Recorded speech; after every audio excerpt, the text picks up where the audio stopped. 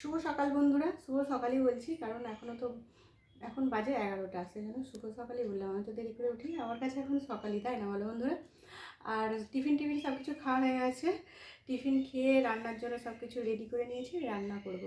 আর কি রান্না করব চলো তোমাদের একটু দেখাই কি রান্না করব আজকে। সব কিছু কাটা রেডি করে নিয়েছি। এই যে দেখো, এখানে ফুলকপি, আলু, আর এটা হচ্ছে টমেটো, আর এখানে রয়েছে গাজর, আর এই যে দেখো এখানে বেগুন কাটা আছে, এখানে সিম, আর এখানে রয়েছে আলু, আর এখানে রয়েছে এটা আতপ চাল, কামিনী আতপ চাল, আর ওখানে মুগ ডাল আছে, আর এখানে আছে মটরশুঁটি ছড়ানো আছে, আর ওখানে কাঁচা লঙ্কা আর আদা।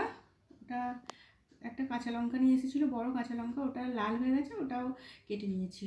আর আজকে এগুলোই রান্না করবো। আর এখানে দেখো কড়াও বসিয়ে দিয়েছি, গ্যাসটা জেলে এগুলো রান্না করবো। আজকে কী রান্না করবো তো তোমাদের দেখালাম, মানে কী কেটেছি তোমাদের দেখালাম। রান্নাটা কি করবো তো সেটা আর বলা হলো না। এই যে আগে একটু আলুটা ভাপিয়ে নেবো, নুন আর জল দিয়ে আলুটা ভাপিয়ে নিই।